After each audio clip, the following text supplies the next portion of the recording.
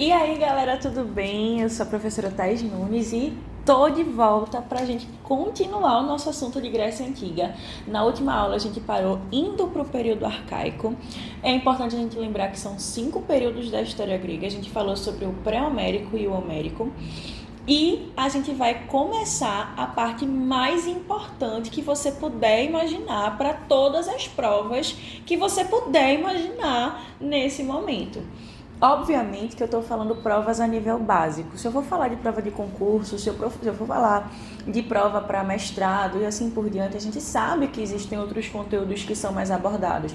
Mas para Enem, vestibulares e assim por diante, é extremamente importante você focar e você entender bem o período arcaico. E aí você pode chegar para mim e me questionar, então por que eu estou estudando o período homérico e o período pré-homérico? Gente, não é porque não tem um uso muito constante que não vai ser importante, tá? É importante você saber por quê. Primeiro ponto, o Enem mudou de banca. Vou falar isso quantas vezes forem necessárias. Hoje a banca do Enem é a Sebrasp. E a banca Sebrasp pode ser que traga algumas exigências que não trazia na Sage Gran Rio, que era a banca anterior. Por isso que é importante você entender período homérico e pré-homérico. E segundo ponto, por isso que é importante você entender. E segundo ponto, é importante você entender o período homérico e o pré-homérico, justamente porque vai te dar uma base para entender o período arcaico, vai te dar uma base para entender o período clássico, vai te dar uma base para entender o período helenístico e, mais importante, vai te dar uma base para conseguir fazer processos comparativos mais para frente, beleza? E aí, vamos lá. Quando a gente pensa os principais acontecimentos do período arcaico, temos Atenas, temos Esparta, a formação das principais cidades-estados que a gente consegue trabalhar, temos a formação da polis, né? E temos o processo de urbanização. Vamos lá. Atenas é considerada hoje, atualmente, a capital da Grécia. Hoje a Grécia é um país, certo? Mas num primeiro momento era uma cidade-estado. É onde a gente tem o berço da democracia.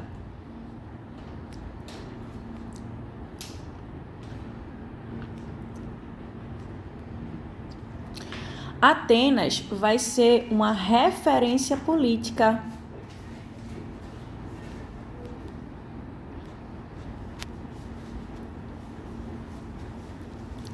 Além disso, vai ser uma das principais ideias que a gente pode ter em relação à construção da filosofia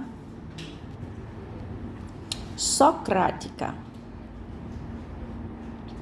A gente sabe que a filosofia surgiu na Jônia, não necessariamente em Atenas, mas a filosofia de Sócrates tem como berço e como principal localidade a cidade de Atenas, certo?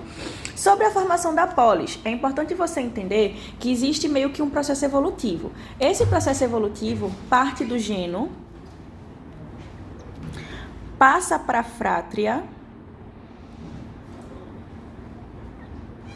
e chega justamente na polis. E quando a gente chega nesse processo de construção político, nesse processo de construção das cidades-estados, a gente também chega num processo muito importante, que é o desenvolvimento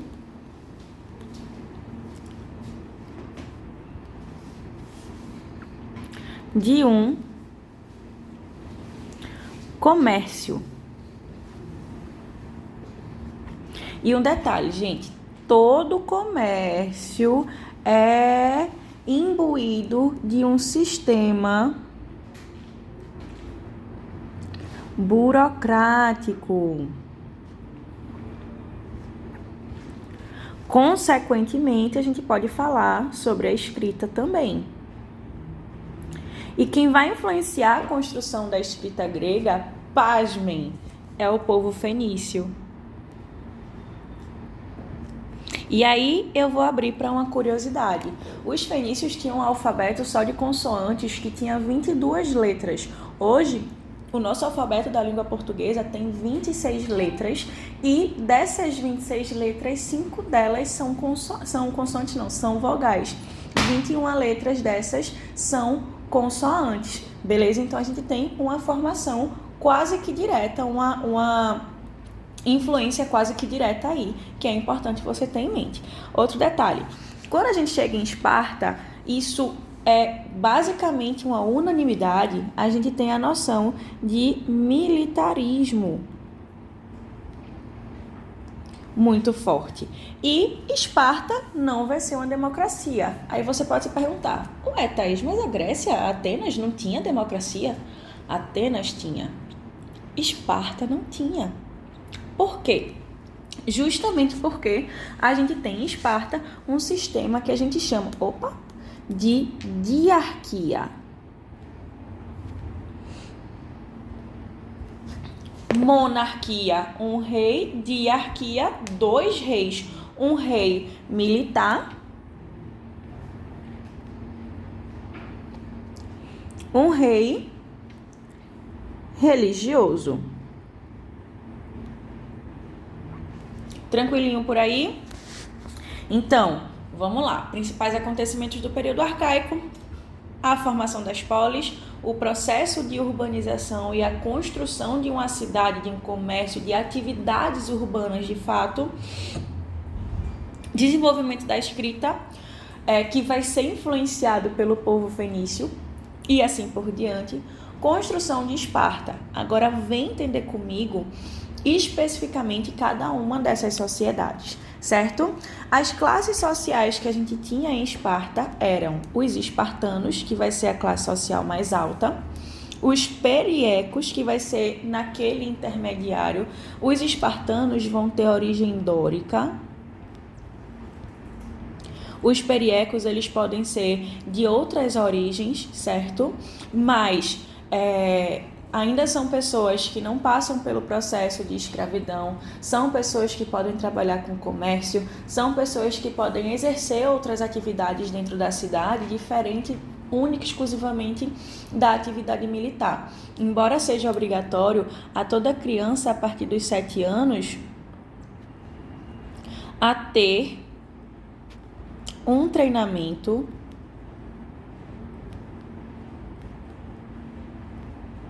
militar. Outro detalhe, viu, gente? Essa criança a partir dos 7 anos são pessoas que faziam parte da sociedade, ou seja, que podiam vir a ser considerados cidadãos. Então, muitas vezes, nesse treinamento militar, eles tinham algumas pessoas disponíveis para justamente ser, vamos colocar entre aspas, a presa dessa galera que estava sendo treinada. E esse pessoal eram os ilotas. Os ilotas, em algumas de suas partes, eles podiam ser, inclusive, a classe de escravos da sociedade espartana. Algumas características importantes sobre ela vai ser a xenofobia e a xenelasia, o militarismo, que é uma unanimidade. Eu acho que todo mundo concorda que é uma unanimidade, né? E uma sociedade estratificada. O significado de sociedade estratificada nesse momento é uma sociedade com pouca mobilidade social. Beleza? E aí, vamos lá. O que é xenofobia? O que é xenelasia? Xenofobia já é uma palavra que está mais presente no nosso dia a dia, já é uma palavra que é mais comum ao nosso uso diário. Então, é a aversão a tudo que vem de fora do meu local de pertencimento. Isso pode ser visto, inclusive, entre regiões do mesmo país, como que aconteceu durante muito tempo em relação ao povo nordestino e como que aconteceu mais recentemente, quando a gente tem algumas divergências políticas aí. E a xenelasia é a aversão de tudo o que vem de fora, seja pessoa, seja comida, seja língua, seja qualquer coisa. não vai ser aceito. A gente pode dizer que uma chinelasia é uma xenofobia elevada à enésima potência. Então é um negócio muito, muito, muito, muito, muito, muito pesado, de verdade. E aí chegamos na sociedade de Atenas. Vocês veem aqui que a gente tem uma divisão um pouco maior. Então temos 5 divisões, que em Esparta tínhamos 3, e nessas 5 divisões vamos entender o que acontecia. Primeiro ponto, a classe social mais alta eram os eupátridas, chamados de bem-nascidos. Beleza? Então era aquela galera que estava presente dentro do processo de construção, inclusive de um governo oligárquico.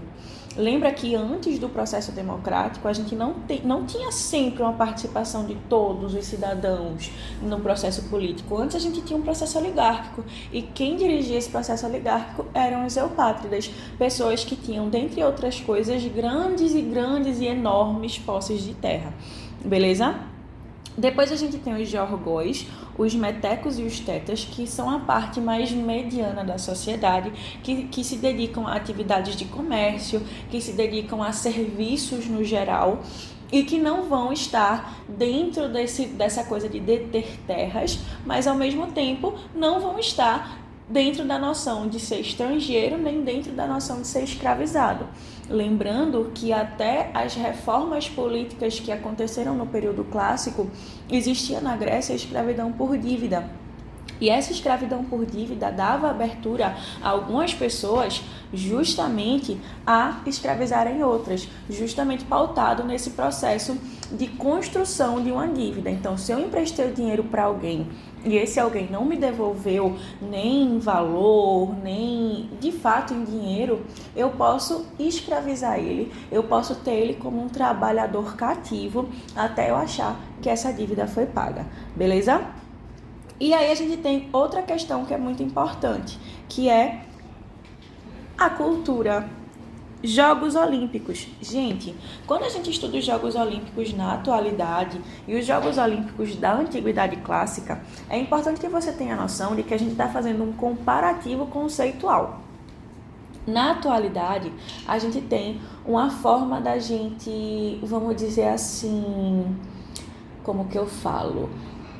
Confraternizar os esportes mundialmente falando.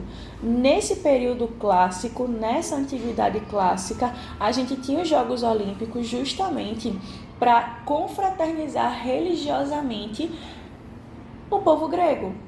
Os gregos, apesar deles não terem um governo central, eles tinham um sentimento de povo e de coletividade muito forte. E os Jogos Olímpicos serviam muito para isso. E um detalhe, em ano de Olimpíada não havia de forma alguma atividade militar. Isso vai fazer com que Xerxes, durante as Segundas Guerras Médicas, tentem invadir o território grego justamente em ano de Olimpíada, mas mais para frente a gente fala sobre isso um pouco melhor. Processo democrático. A democracia vai surgir de forma mais forte justamente no período clássico, mas no período arcaico a gente começa a ter as primeiras noções do que seria essa democracia. Em Atenas, apenas os cidadãos podiam fazer parte do processo político, e esse processo político a gente tinha essa seguinte pessoa fazendo parte dela: homem, maior de idade, ateniense, filho de atenienses e não escravo.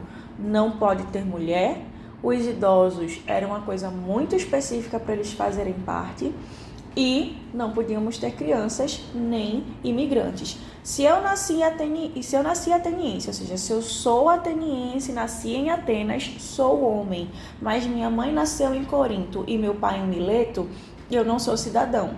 Se o meu pai nasceu em Atenas, mas minha mãe nasceu em Mileto, eu não sou cidadão.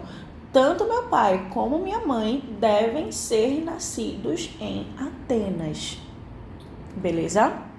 E por último, a gente tem o teatro. O teatro, que é uma expressão extremamente importante, inclusive para a atualidade, e que ele vai ter uma certa continuidade dos mitos dentro do processo pedagógico. Válido lembrar que mulheres só conseguiram participação ampla no teatro, seja no balé clássico, seja nos musicais, seja nas peças, assim como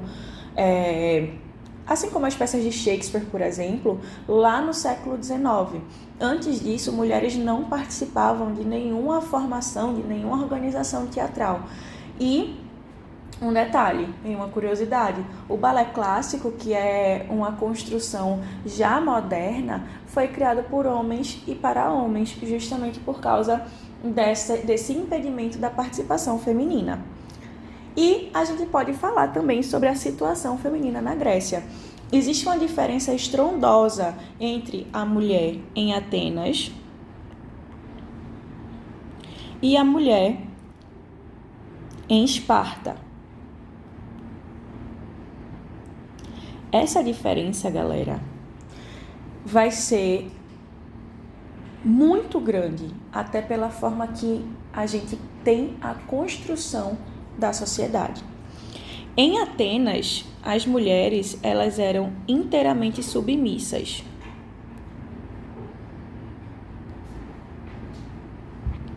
Além disso, elas não tinham nenhuma voz social. As mulheres em Atenas, elas tinham uma importância muito grande do ponto de vista doméstico, mas não tinham uma importância tão grande do ponto de vista social. Logo, elas não eram consideradas cidadãs e, na verdade, a bem da verdade, as mulheres em Atenas eram muito mais um objeto de procriar e de manter a linhagem e justamente essa questão da continuidade da hereditariedade e assim por diante, do que de fato elas eram vistas como um ser independente, certo? Em Esparta, a gente já tinha uma condição um pouco melhor. Apesar de serem submissas aos homens, na ausência desses homens, elas podiam tomar conta tanto do processo político como das propriedades privadas. E um detalhe importante, elas tinham uma condição de vida melhor porque o grande foco da sociedade espartana era gerar guerreiros saudáveis. E uma mulher saudável tem uma chance muito maior de gerar um filho saudável, e elas tinham justamente uma noção de cuidado com o corpo e de exercícios físicos do que a gente tinha em Atenas, certo? E chegamos no período clássico. O período clássico é o período do caos, é o período de ascensão, é o período que tá tudo dando certo, tudo lindo, só que a gente começa a ter alguns conflitos. Esses conflitos vão ser principalmente as guerras médicas. Vamos ter 2 guerras médicas, certo? A primeira, em que a gente vai ter uma tentativa de invasão chefiada por Dário, persa, e a segunda por Xerxes. Se você assistiu 300, Xerxes é do Rodrigo Santoro. Né? E aí vamos lá. As primeiras guerras médicas, elas não deram certo. Dário não conseguiu colonizar o mundo grego. Isso fez com que acendesse um sentimento de vingança no filho dele. E aí, justamente por esse sentimento de vingança, ele teve a brilhante ideia de invadir a Grécia no ano de Olimpíada. Mas mesmo assim, ele conseguiu perder a guerra, minha gente. Ano de Olimpíada não tem atividade militar na Grécia. Ano de Olimpíada é um ano sagrado. Quando começou a invasão persa no território grego, o que foi que aconteceu? Os espartanos, que eram os soldados mais bem conceituados da antiguidade, eles foram justamente defender o mundo grego. Nisso tem a famosa Batalha das Termópilas. Opa!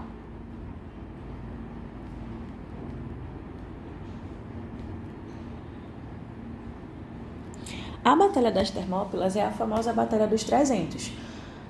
Quem vai começar a trazer esse processo historiográfico vai ser um cara chamado Heródoto, que a gente falou sobre ele lá na primeira aula sobre historiografia. A Batalha das Termópilas vai ser justamente no desfiladeiro. Esse desfiladeiro, ele vai fazer com que o exército persa, que era muito mais numeroso que o exército espartano, precise se afunilar. E quando eles afunilam, eles dão de frente, dão de caras com um soldado espartano, que é melhor você encontrar qualquer outra pessoa, menos um soldado espartano. Obviamente, os espartanos não vão ganhar essa batalha, mas eles perderem essa batalha fez com que o mundo grego se organizasse em 5 dias e conseguissem vencer os persas. Isso vai fazer com que Atenas pense, é importante a gente ter uma organização militar, meio que de backup, para caso aconteça essas coisas. E aí ela surge com a chamada Liga de Delos. A Liga de Delos é uma aliança militar. Essa aliança militar não vai dar muito certo, porque algumas cidades vão sacar que Atenas estava querendo ser muito homogênea, estava querendo meio que centralizar em si a importância de todo mundo grego. Então, Esparta vai romper com a Liga de Delos e vai criar a Liga do Peloponeso. Isso vai gerar uma guerra civil, que vai ser a Guerra do Peloponeso. E a Guerra do Peloponeso vai enfraquecer o mundo grego de tal forma que vai viabilizar a invasão macedônica empreendida por Filipe da Macedônia.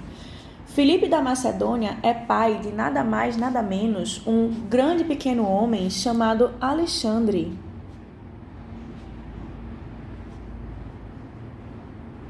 Alexandre o Grande. E aí a gente tem a finalização do período clássico. Chegamos então no período helenístico. O período helenístico, que é o período justamente da invasão macedônica e o primeiro momento e único da história da Grécia Antiga. Único momento da Grécia Antiga que podemos falar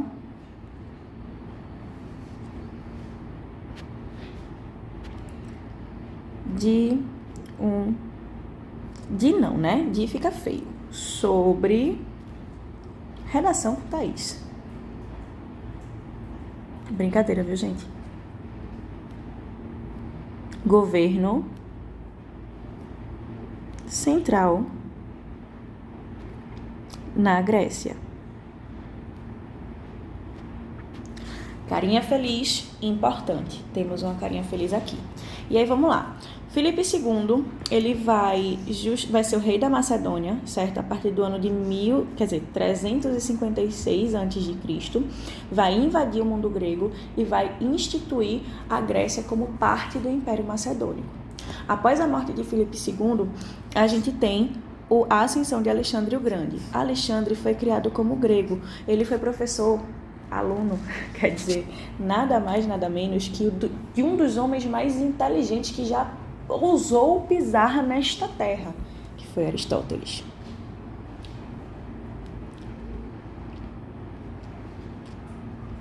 Um detalhe importante é que Aristóteles não era ateniense, ele era estagirita, da cidade de Estagira.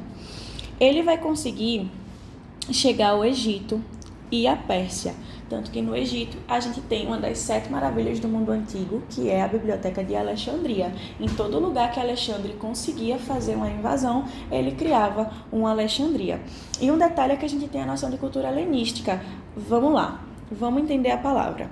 Helenística vem de Heleno. Heleno é grego. Outro nome possível para a Grécia é Hélade. Por isso que cultura helenística. Ele vai pegar a cultura grega, vai expandir e vai influenciar outras pessoas com esse processo. Beleza, gente? Concluímos a nossa terceira aula e a segunda parte sobre o mundo grego. Espero que você tenha curtido a aula. Não deixe de compartilhar, não deixe de chamar seus amigos para assistir, para conhecer o curso. E até a próxima aula.